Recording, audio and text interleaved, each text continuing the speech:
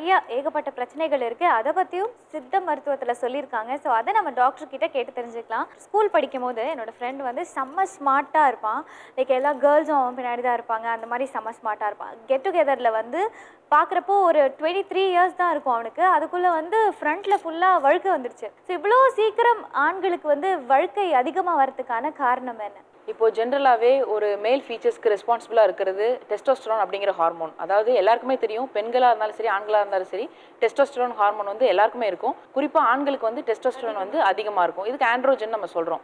இப்போ இந்த டெஸ்டோஸ்டெரானோட லெவல் வந்து பார்த்தீங்கன்னா 50 to 200 பிகோகிராம் per milliliter கண்டிப்பாக இருக்கணும்.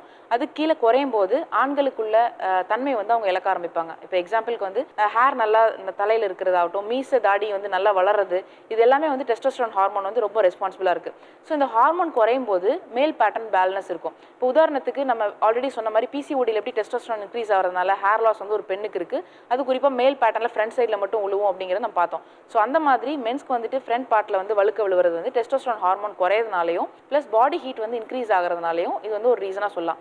இது போக டெஸ்டோஸ்டெரான் வந்து குறையிறதுனால ஒரு ஆணுக்கு என்ன மாதிரியான பிரச்சனைகள் இருக்கும் அப்படின்னா, சரியாக வந்து ஸ்பெர்ம் ப்ரொடக்ஷன் இருக்காது. ஸோ டெஸ்ட் பண்ணி பார்க்கும்போது ஸ்பெர்ம் கவுண்ட், ஸ்பெர்மோட குவாலிட்டி, ஸ்பெர்மோட மொட்டிலிட்டி எல்லாமே வந்து குறைவாக இருக்கும்.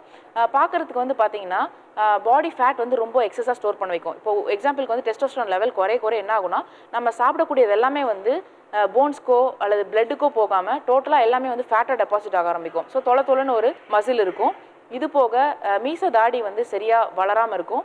ஒரு பார்க்குறதுக்கு வந்து ஒரு மேல்னினஸாக மசில் வந்து ஃபார்ம் ஆகாமல் ஃபுல் அண்ட் ஃபுல் வந்து ஃப்ளாபியாக இருக்கிற மாதிரியான ஒரு அப்பியரன்ஸில் கொண்டே விட்டுரும். ஸோ இந்த டெஸ்டோஸ்டெரானை வந்து எதனாலலாம் வந்து கம்மியாகுது அப்படின்னு நம்ம பார்க்கும்போது, இப்போ இந்த காலத்தில் எல்லாரும் என்ன நினைக்கிறாங்க, நான் வந்து ஹெல்த்தியாக இருக்கணும், ஒரு ஆணாக இருந்தாலும் சரி பெண்ணாக இருந்தாலும் சரி, அது குறிப்பாக பெண்களை விட ஆண்கள் வந்துட்டு இந்த காலத்தில் நம்ம வந்து ஹெல்த்தியாக வச்சுக்கணும்னு சொல்லிட்டு ஆஃபீஸ் போயிட்டு வரும்போது இந்த அருகம்புல் வாங்கிட்டு வர்றது, வேப்பிலை கலெக்ட் பண்ணி டெய்லி சாப்பிட்றது, இந்த மாதிரியான கசப்பான அருகம்புல், வேப்பிலை, துளசி இந்த மாதிரியான மூலிகைகள் வந்து நம்ம டெய்லியும் எடுக்கும்போது என்ன ஆகுதுன்னா இந்த டெஸ்டோஸ்டெரான் வந்து குறையுது.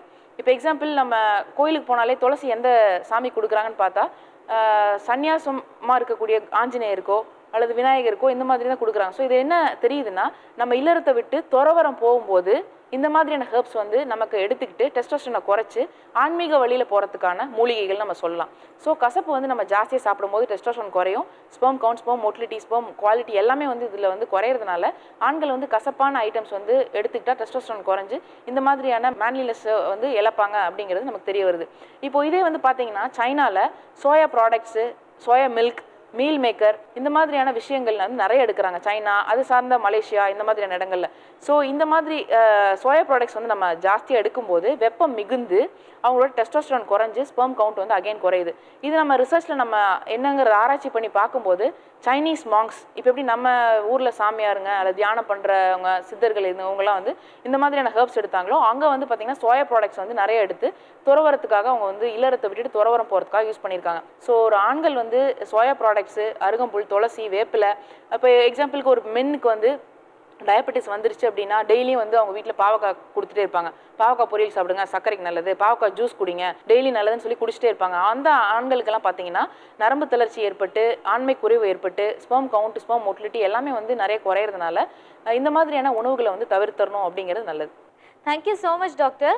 அதாவது வழுக்கை வரத்துக்கு கூட டெஸ்டோஸ்டெரான் குறையிறது வந்து ஒரு காரணம் அப்படின்னு சொல்லி சித்தர்கள் சொல்லியிருக்காங்க. அதை நமக்கு நல்லா தெளிவாக புரியுற மாதிரி நம்ம டாக்டரும் சொல்லிட்டாங்க. இந்த செக்மெண்ட் கண்டிப்பாக நிறைய பேருக்கு ரொம்பவே யூஸ்ஃபுல்லாக இருந்திருக்கும்.